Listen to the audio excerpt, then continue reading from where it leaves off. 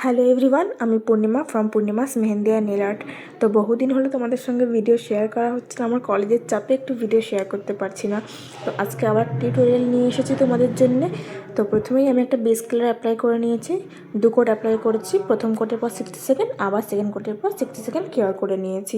তারপরে নিয়েছি একটা ব্লু কালার পলিশটা নিয়ে আমি একটা অমব্রে ব্রাশ দিয়ে অমব্রে করব। হ্যাঁ, তারপরে সেটাকেও 60 সেকেন্ড কেয়ার করে নেব। করে আবারও একবার অমব্রে করবো, মানে ডাবল টাইম দুবার করবো, ঠিক আছে। অমব্রেটা করে সেটাকেও 60 সেকেন্ড কেয়ার করে নেব।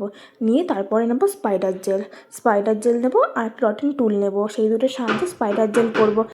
স্পাইডার জেল দিয়ে তারপরে স্পাইডার জেল আর্টটা করে নেব, করে সেটাকেও 60 সেকেন্ড কেয়ার করে নেব। 60 সেকেন্ড কেয়ার করে লাস্টে ইউজ করবো টপ কোট লাগানোর পর 80 to 120 সেকেন্ডস কেয়ার করে নেব। আর আমাদের নতুন আর্ট রেডি হয়ে যাবে। তোমরা এটা দেখে জানিও কেমন লাগলো। আর আজকের ভিডিও এই অবধি।